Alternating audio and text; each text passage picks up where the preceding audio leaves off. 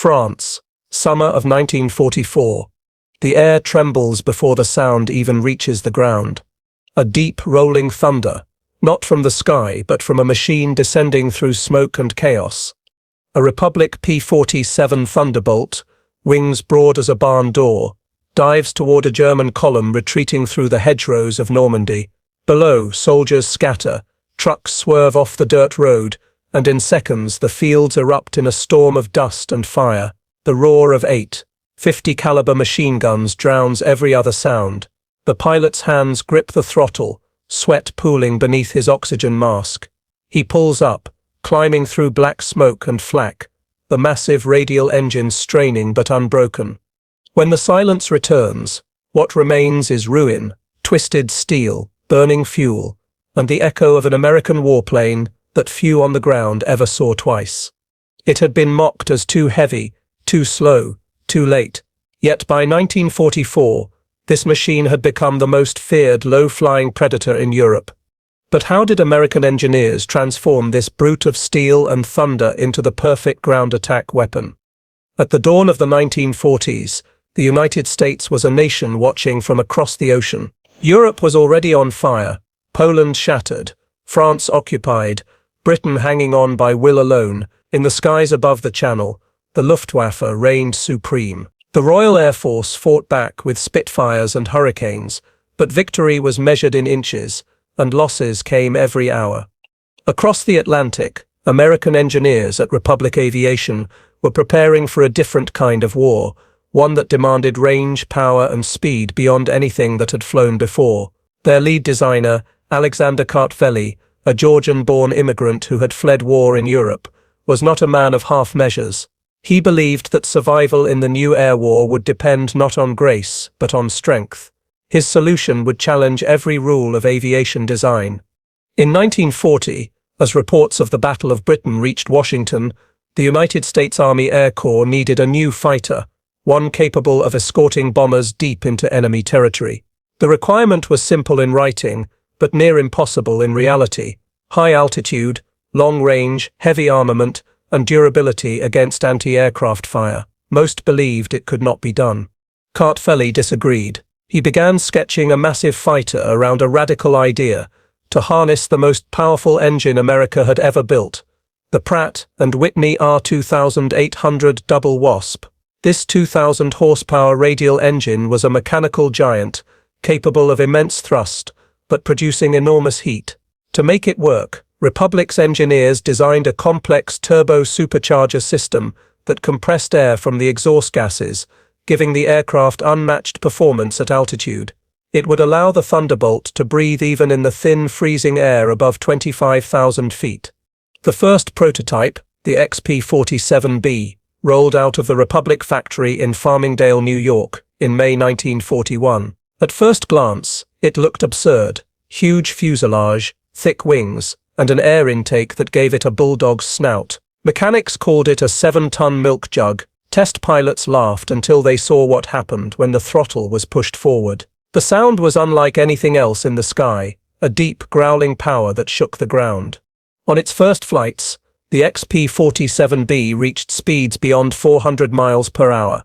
Its climb rate, acceleration, and sheer toughness stunned even the skeptics. Yet, for all its performance, it was still a puzzle to the Air Corps. Could such a heavy aircraft survive in dogfights against nimble German Messerschmitts? Could it stay airborne long enough to guard the heavy bombers crossing the Channel?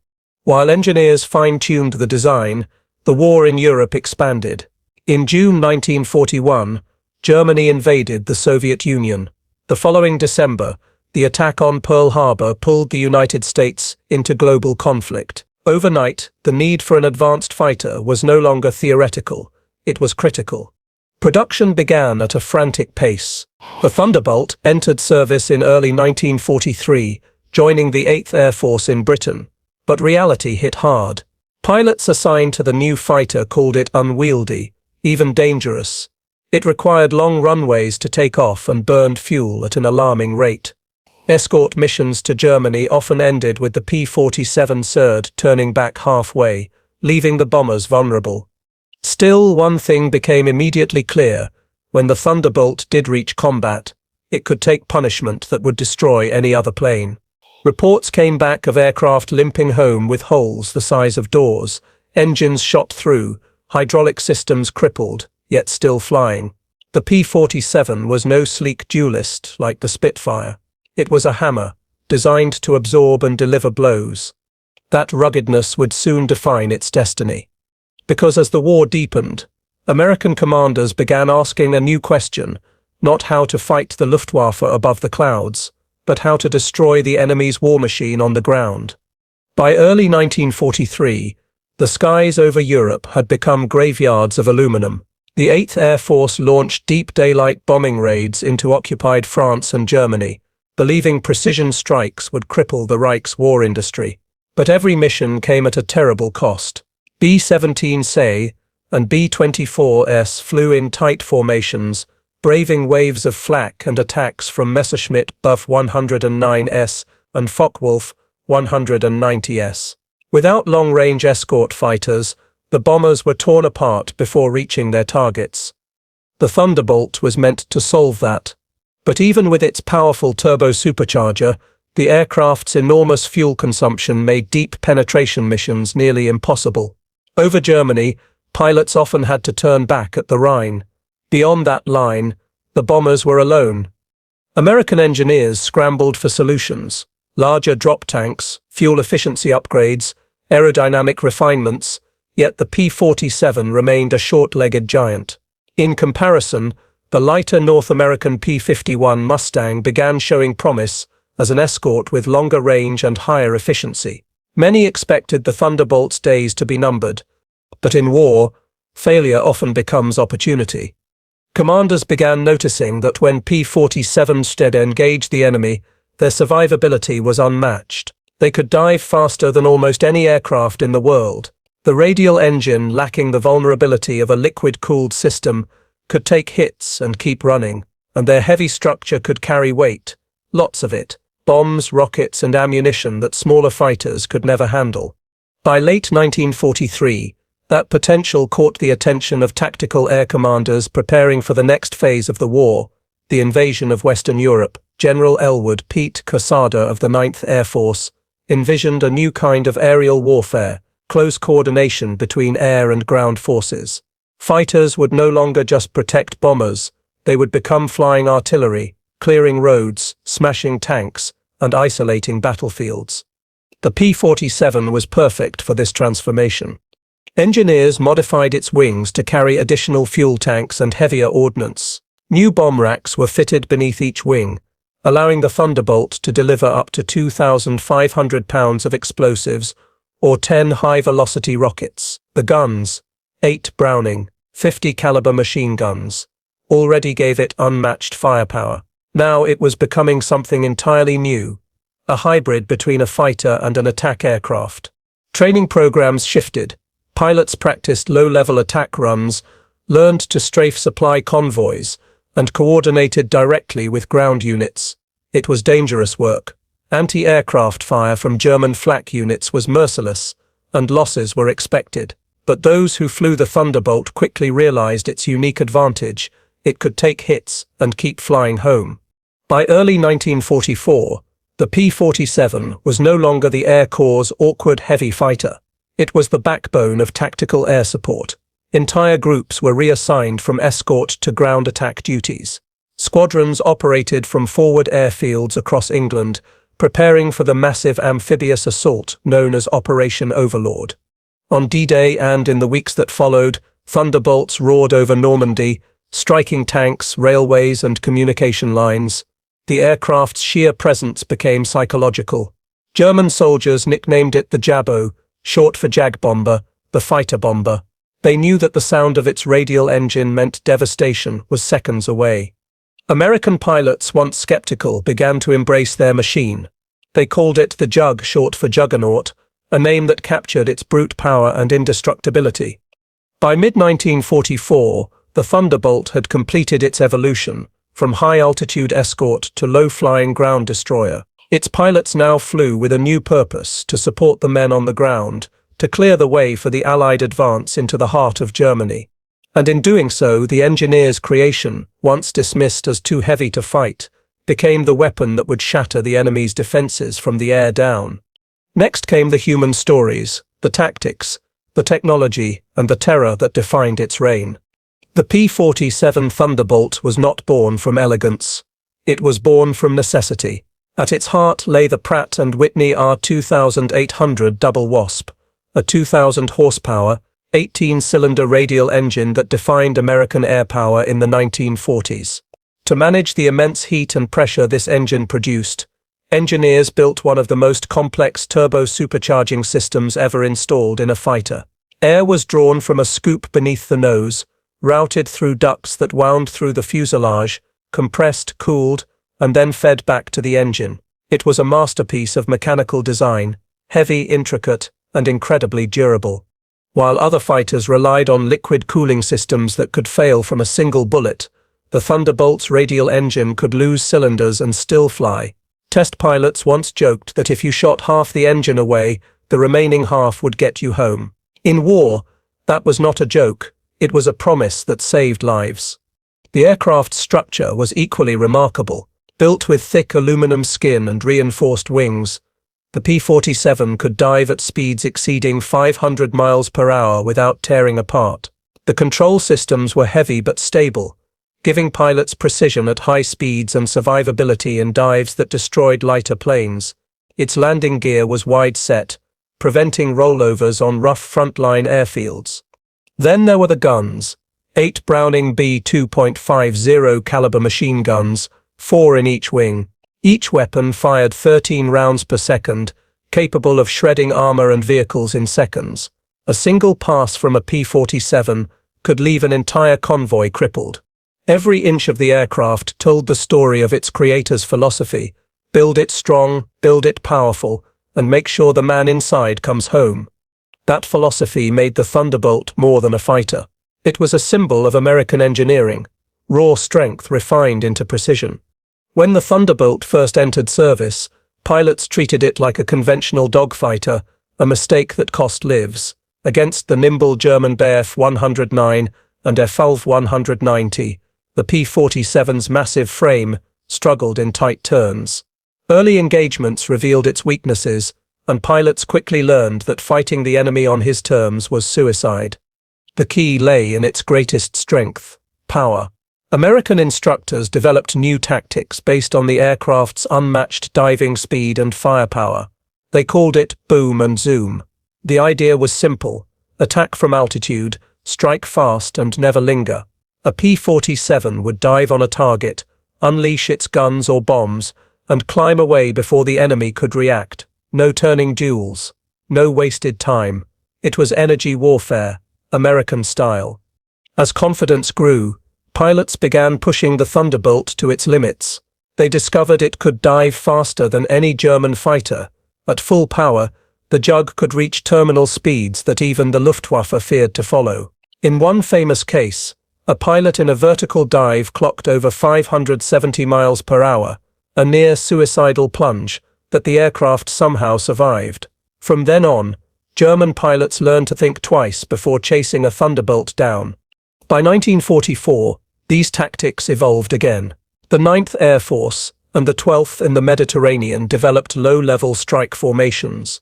P-47s flew in groups of 4, each pair covering the other as they strafed convoys, trains, and artillery batteries. They learned to coordinate with forward air controllers on the ground, marking enemy positions with smoke. It was the birth of close air support as a modern doctrine, a direct partnership between air and land forces. Thunderbolt pilots attacked everything that moved: tanks, trucks, bridges, locomotives, even horse-drawn wagons. Every mission weakened the German army's ability to fight. By cutting supply lines, they turned entire divisions into stranded units without fuel or ammunition. One squadron commander described it best: "We were not chasing glory, we were choking the enemy to death, one convoy at a time."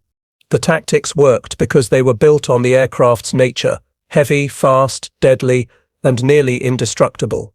What began as a defensive escort evolved into the perfect offensive weapon. Each dive, each burst of gunfire, was a piece of deliberate strategy, turning engineering power into tactical dominance. And as the air war shifted toward supporting the ground campaign, the Thunderbolt's greatest transformation had only just begun. Behind the roaring engines and steel armor were young men, many barely out of their teens. They came from small towns, farms, and city streets, trained in weeks to master a 7-ton machine that could crush them if they mishandled it. Inside the cockpit, visibility was poor, the controls were heavy, and the roar of the R-2800 drowned every thought. Yet those who flew it came to trust it more than any other aircraft. Lieutenant Francis Gabreski, one of America's top aces, once said, "The Thunderbolt brought me home more times than I can count." He described how enemy fire tore through his wings, ripped cables, and shattered panels, but the engine never quit. For pilots like Gabreski, the P-47 was not just a machine, it was a shield.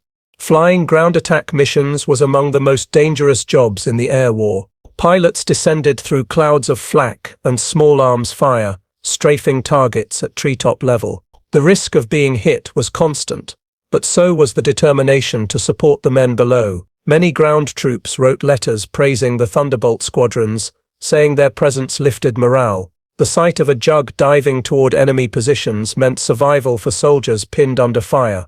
Thunderbolt pilots developed a deep bond with their aircraft. They named them after loved ones, painted artwork on the nose, and treated each battle-worn plane like a living partner. The cockpit was cramped, baking in the summer and freezing in winter, yet it felt like home. When missions ended, crews swarmed the aircraft, patching bullet holes, replacing armor plates, and reloading ammunition, keeping the beast ready for another day. There was pride in flying the heaviest single-engine fighter of the war. The men who tamed it were not elegant duelists. They were brawlers who trusted strength over finesse. They carried the spirit of the aircraft, unyielding, relentless, and loyal to the end. For German troops, the sound of the Thunderbolt was a warning of death. The deep growl of the radial engine, growing louder with each passing second, meant there was no escape. Soldiers dived into ditches, tank crews abandoned their vehicles, and drivers slammed their trucks into reverse. Veterans later recalled that the mere sound of a P-47 approaching was enough to scatter entire convoys. German intelligence reports began to note the effectiveness of American fighter bombers. Commanders complained that the Allies could attack with surgical precision anywhere, anytime.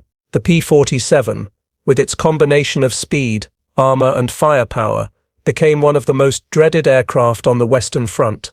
Even the Luftwaffe struggled to counter it. By mid-1944, German air defenses were overstretched. Fighters like the Bov 109 and F-190 were optimized for high-altitude combat, not low-level interceptions. The Thunderbolt's dive speed made pursuit dangerous. A mistake often ended with a shredded German engine or a pilot trapped in an unrecoverable dive. Ground troops, meanwhile, faced a different nightmare. Thunderbolts carried bombs, rockets, and machine guns capable of annihilating tanks, locomotives, and armored cars. German tank crews learned to camouflage their vehicles under trees or cover them with netting, but even then the smoke and movement would give them away. One Wehrmacht officer described the P-47 attacks as iron rain, relentless, deafening, and impossible to stop. The psychological toll was immense. Reports from captured German soldiers often mentioned the fear of Jabos, short for Jag bombers. These attacks broke morale as much as they destroyed equipment. The enemy no longer felt safe even miles behind the front lines. Behind the Thunderbolt's success was an industrial machine, unlike anything the world had seen. American factories, powered by wartime mobilization, turned raw materials into flying fortresses at unprecedented speed. Republic Aviation's plant in Farmingdale became a city of metal and motion. Day and night, men and women assembled wings, engines, and fuselages. By 1944, over 15,000 P-47s had rolled off production lines. Variants were being built simultaneously by multiple contractors, ensuring a steady flow of aircraft to Europe and the Pacific. Each fighter contained more than 300,000 individual parts, all standardized, interchangeable, and produced with precision that symbolized American manufacturing might. The logistics behind maintaining them were just as impressive. Spare engines, propellers, and weapon components traveled across the Atlantic under constant threat from submarines. Once in England, they were distributed to forward bases that expanded across newly liberated territory. As the Allied armies advanced, engineers built temporary runways just miles behind the front, allowing Thunderbolts to operate with lightning speed and constant pressure. This industrial momentum was strategic power in motion. It ensured that no single loss crippled the campaign. A damaged aircraft could be replaced, repaired, or cannibalized for parts within days. For every P-47 destroyed in combat, 2 more were waiting to take its place. The Germans could not match this scale. Their factories were bombed, their fuel scarce, their pilots exhausted. The Thunderbolt was not just an aircraft. It was a testament to what happens when engineering genius and industrial capacity converge in wartime. And as these machines thundered across Europe, their moment of destiny approached, when engineering, tactics, and human courage would collide in the decisive battles of 1944. Summer, 1944. France was burning. The Allied invasion had broken through the beaches of Normandy, but the fight for the countryside was slow, brutal, and uncertain. The bocage, those dense hedgerows that carved the land into natural fortresses, turned every advance into a deadly maze. German tanks, artillery, and hidden infantry tore into Allied columns at close range. Progress was measured in yards, not miles. The ground commanders needed a weapon that could crush resistance ahead of the troops. Instantly, precisely, and relentlessly, that weapon arrived above them, carried on the wings of the P-47 Thunderbolt. Operation Cobra began on July 25, 1944. It was designed to break the stalemate in Normandy and open the road toward Paris. The plan depended on air power like never before. Thousands of bombers softened the German defenses near Saint-Lô, but it was the fighter bombers that would deliver the knockout blows. As dust and smoke rose from the bombing runs, Thunderbolts dived in, striking surviving tanks, command posts, and convoys trying to escape the bombardment. The sky was a wall of sound. The roar of engines, the rattle of guns, and the dull thunder of explosions merged into a single continuous vibration. Pilots flew barely 100 feet above the ground, weaving through clouds of debris and flak bursts. They had seconds to identify targets, a moving tank, a gun position, a group of trucks, and seconds more to attack. One wrong move meant death. Yet the Thunderbolt thrived in this chaos. Its armor and radial engine shrugged off hits that would destroy lighter fighters. Pilots described flak shrapnel tearing through the wings and canopy, the aircraft shuddering under the impact, but still controllable, still deadly. They trusted their jugs completely. The results were devastating. German panzer divisions, already weakened by the bombing, found themselves under constant assault. Supply columns were obliterated, bridges destroyed, and every road south of Saint-Lô became a killing ground. In just 2 days, the German front began to collapse. Captain Robert S. Johnson of the 56th Fighter Group recalled how the P-47's firepower could disintegrate targets in seconds. "You'd see a line of trucks," he said, "and in one pass, they'd be nothing but fire and wreckage." The aircraft's 8 machine guns, synchronized in tight patterns, turned every strafing run into a miniature hurricane. The coordination between ground and air became the blueprint for modern warfare. Forward observers marked targets with colored smoke. Radio operators on the ground guided pilots directly onto German positions. Within minutes, a request for air support turned into a storm of destruction. German troops, exhausted and disoriented, began to fear the daylight. Their tanks could barely move without attracting the attention of roving Thunderbolt squadrons. Even stationary vehicles risked detection. When the sun rose, the battlefield belonged to the Americans. Operation Cobra marked the P-47's finest hour. Over 5,000 sorties were flown in support of the offensive. Nearly every German position caught in the open was attacked. In the days that followed, the Allied armies broke through, racing toward Avranches and beyond. The collapse of the German line in Normandy was the beginning of the end for the Western Front. But victory had its price. Dozens of Thunderbolts were lost to flak, small arms fire, or mechanical failure. Pilots risked everything on every sortie, pushing their machines to the limit. Each mission demanded courage: to dive through black smoke, to fly low over exploding shells, to pull up just above treetops with the aircraft shaking violently. Those who returned did so with soot-streaked faces and silent gratitude toward their aircraft. The men who flew the Jug knew they were part of something larger, a new kind of warfare, where engineering and bravery worked hand in hand. By the end of July, the German 7th Army was in full retreat. Bridges over the Seine were bombed, fuel depots burned, and entire armored divisions cut off. American soldiers advancing through the wreckage often found fields littered with charred vehicles, evidence of the Thunderbolt's wrath. The message was clear: the Allies now ruled the skies, and the Thunderbolt was the hammer that struck without mercy. But the battle was far from over. Ahead lay the Falaise pocket, the moment when the Luftwaffe's last desperate attempts to resist would collide with the unrelenting force of American air power. August 1944. The fields of Normandy had become a graveyard of armor. German divisions caught in retreat between Falaise and Ardennes were trapped. It was the closing of the Falaise pocket, a final attempt by the Wehrmacht to escape annihilation. What followed was one of the most merciless displays of Allied air power in the entire war, and at the center of it stood the P-47 Thunderbolt. The roads out of Falaise were choked with vehicles, trucks, tanks, artillery, and horses, jammed together in a desperate bid to flee eastward. Allied reconnaissance aircraft spotted the movement, and within hours, the call went out: Thunderbolts, scramble. From hastily built airfields across France, squadrons of P-47 Thunderbolt lifted off one after another, climbing into the smoke-filled sky. Below them lay an enemy on the verge of collapse.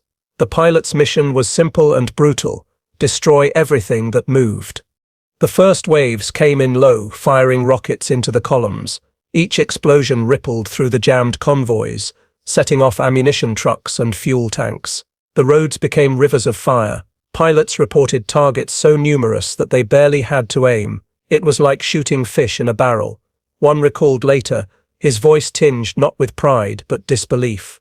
The Thunderbolt's dive speed allowed pilots to strike and climb before enemy gunners could react. When anti-aircraft crews opened fire, P-47 Thunderbolt responded with .50 caliber bursts that shredded their positions. The sound was constant: the growl of engines, the rattle of guns, the deep thud of explosions echoing across the valley. Smoke rose thousands of feet into the air. By the second day, the German retreat had turned into chaos. Horses panicked, men abandoned vehicles, and commanders lost all control. The Luftwaffe tried to intervene, sending a handful of fighters to protect the trapped divisions, but they were outnumbered and outmatched. The Thunderbolts and their escorting Mustangs cut them down before they could even reach the pocket. American ground troops advancing from the west could see the results in real time. The once green countryside was now blackened with wreckage: twisted tanks, overturned trucks, and rows of destroyed equipment. For miles, the stench of burning oil and scorched earth filled the air. Allied soldiers called it the corridor of death. This was not the work of strategic bombing at 30,000 feet. This was precision destruction, delivered by pilots flying so low they could see the faces of the enemy. Each strike was guided by experience, coordination, and raw courage. The Thunderbolt's power made this possible.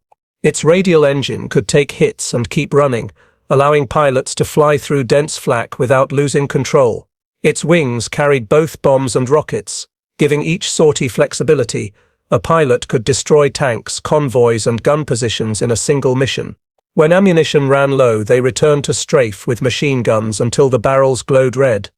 In the chaos, the P-47 became not only a weapon, but a psychological force. German survivors later described the constant fear of hearing that distinctive radial growl above the smoke. It was the sound of doom, one prisoner said after the battle. You could not see them, but you knew they were coming for you. When the pocket finally closed on August 21st, the results were catastrophic for the German army. More than 50,000 soldiers were killed or captured, and an entire armored corps was wiped out. The Thunderbolt's contribution was decisive. It had turned retreat into massacre. The victory at Falaise broke the back of German resistance in France. Within 2 weeks, Paris was liberated. The Allies surged across the Seine, and the road to Germany lay open. Behind this advance, the roar of the P-47 was constant. It patrolled highways, strafed trains, and destroyed every supply line the enemy tried to rebuild. By autumn, Thunderbolt squadrons were operating from forward airfields deep inside liberated territory. They flew hundreds of sorties a day, hunting anything that threatened the Allied advance. Their presence gave ground troops confidence that they would never face German armor alone again. The Luftwaffe, once the terror of Europe, was now broken. Its aircraft were few, its fuel scarce, and its pilots inexperienced. In the skies above the continent, the balance of power had shifted completely. The P-47 Thunderbolt, once doubted for its size and weight, had become the ultimate symbol of Allied air dominance. But for those who flew it, triumph came with memories they would never forget: the smell of burning metal, the sight of ruined columns, and the haunting silence that followed each mission. War had turned men and machines into instruments of absolute destruction. As winter approached, the Thunderbolt would face new challenges over the Ardennes, in the frozen skies above the Battle of the Bulge. Yet its legend was already secured. It had proven that strength, not speed, could rule the battlefield. And in that moment, American engineering stood vindicated. Winter, 1944.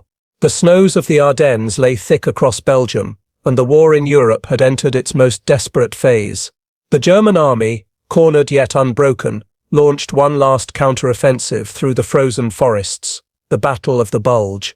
For days, the weather turned against the Allies. Low clouds and blizzards grounded aircraft, silencing the roar that had so often guarded the front lines.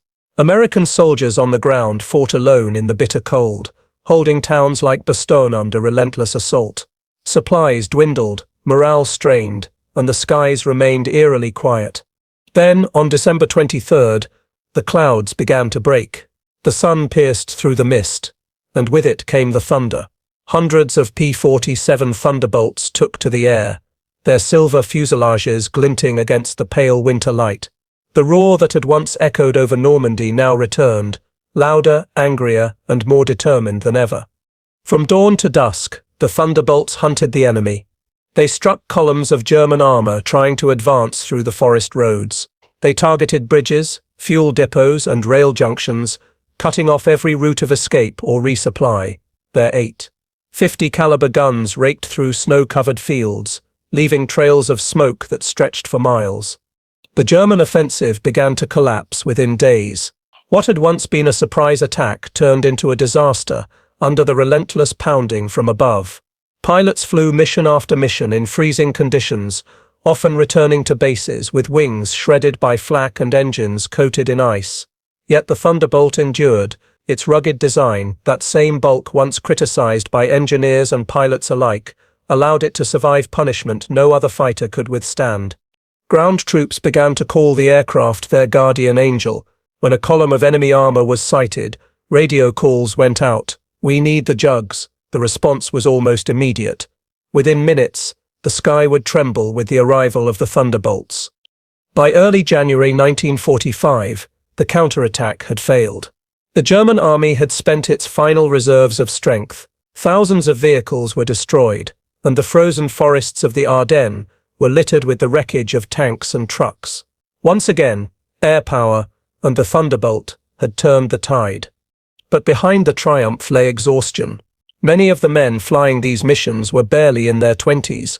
They had survived months of relentless combat, from the beaches of Normandy to the snows of Belgium, and now looked toward Germany itself. The next phase would be even more unforgiving. As Allied forces crossed the Rhine, Thunderbolts flew deeper into the heart of the Reich. Their targets expanded: rail yards, oil refineries, airfields, and factories. Each strike further dismantled what remained of German industry. By spring, nothing could move across Germany without being seen and destroyed from the air. The P-47 became not only a weapon of war but a tool of dominance, proof that American engineering could produce a fighter both powerful and enduring. In total, over 15,000 Thunderbolts were built. They flew more than 500,000 combat sorties, dropped over 100,000 tons of bombs, and fired millions of rounds of ammunition. Yet the machine's story was not just written in steel and numbers. It was written in the courage of the men who flew it. Pilots like Francis Gabreski, Robert Johnson and Hubert Zemke became legends, their names etched into the legacy of air combat. Many of them spoke later not of victory, but of respect for the machine that had brought them home time and again. When Germany finally surrendered in May 1945, the roar of the Thunderbolt fell silent. Airfields that once buzzed with activity became quiet.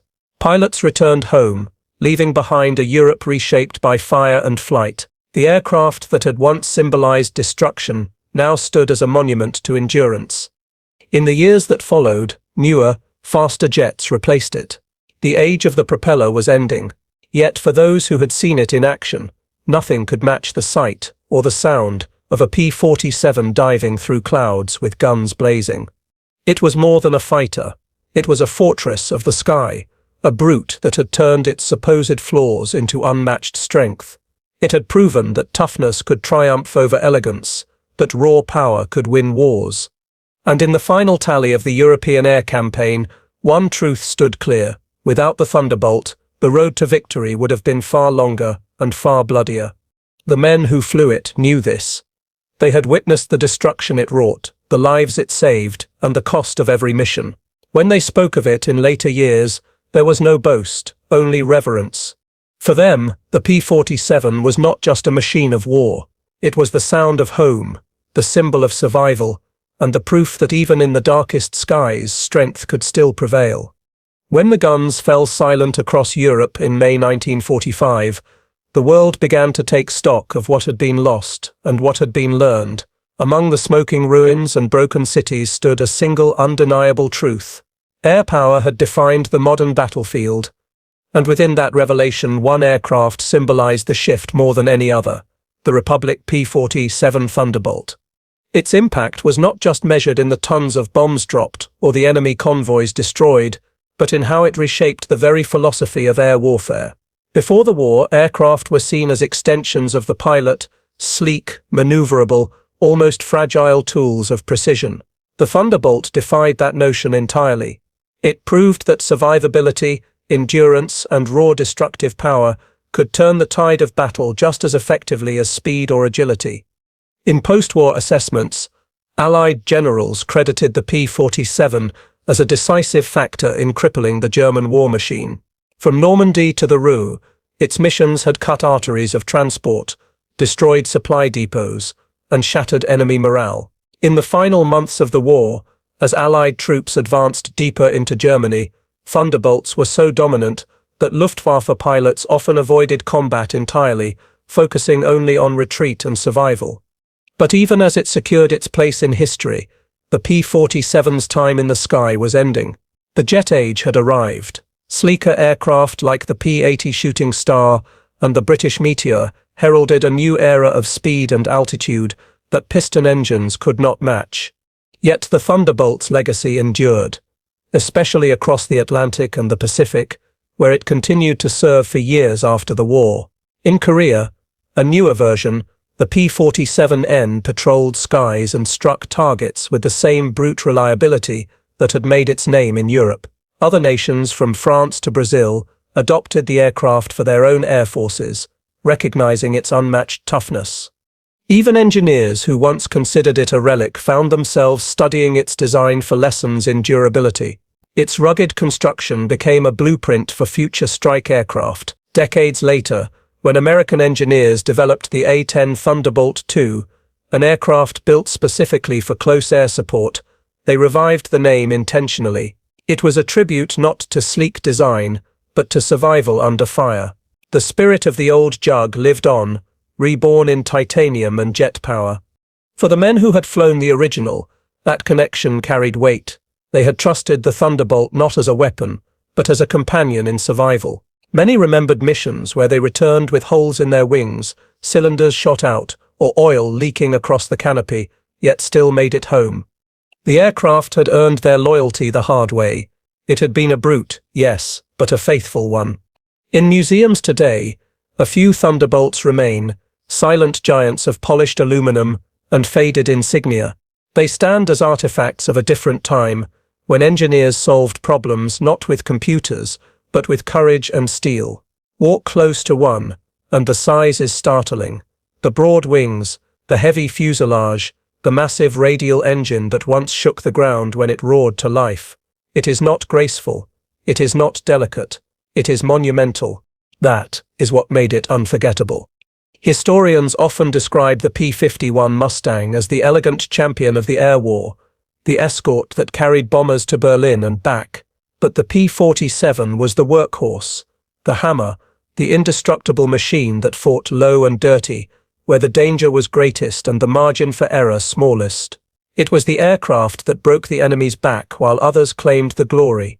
Its story is not one of glamour, but of grit, of mechanics working through the night in muddy airfields, of pilots flying through storms of flak, of engineers who built an aircraft too heavy to fail.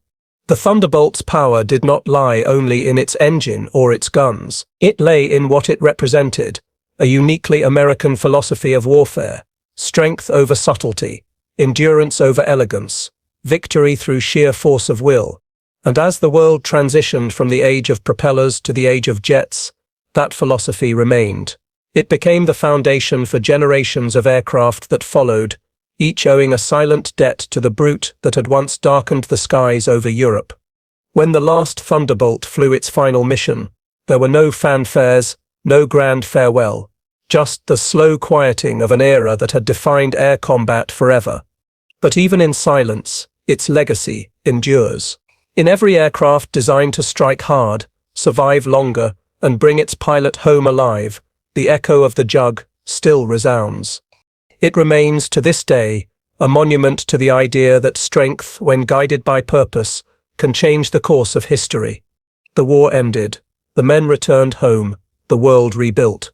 Yet whenever thunder rolled across the horizon, those who had once heard it in the skies of Europe could not help but remember. The Thunderbolt had spoken, and the world had listened.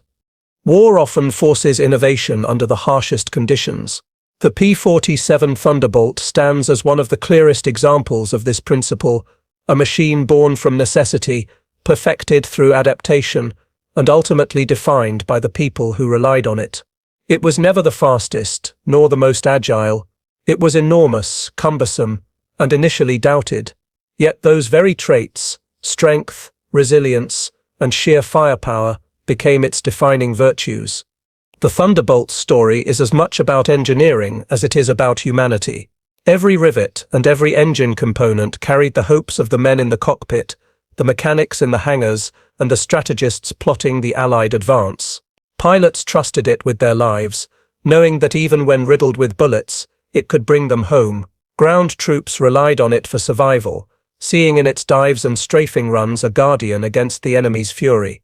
Its impact extended beyond individual missions. The P-47 redefined tactical air support, proving that fighter aircraft could dominate the battlefield at every altitude. It shifted the Allied approach to air warfare, enabling precision strikes that crippled enemy logistics, morale, and mobility. Its lessons informed the design of post-war aircraft and inspired the philosophy behind the A-10 Thunderbolt C decades later. Above all, the P-47 exemplifies a principle that resonates far beyond the skies of World War II. That power, when guided by purpose and paired with human courage, can transform the course of events. It reminds us that innovation in the face of adversity is not just about technology, but about people, their resolve, ingenuity, and willingness to endure danger for a greater objective. In the end, the Thunderbolt is more than a historical artifact. It is a testament to human ingenuity, resilience, and the extraordinary synergy between machine and man. Its roar may have faded from the skies, but its legacy continues, a symbol of what can be achieved when engineering meets necessity and courage meets opportunity. The skies it once ruled may now be silent, but the echoes of its engines, the bravery it inspired, and the history it shaped will never be forgotten. This concludes the full documentary script for how American engineers turned the P-47 Thunderbolt into the most feared ground attack plane.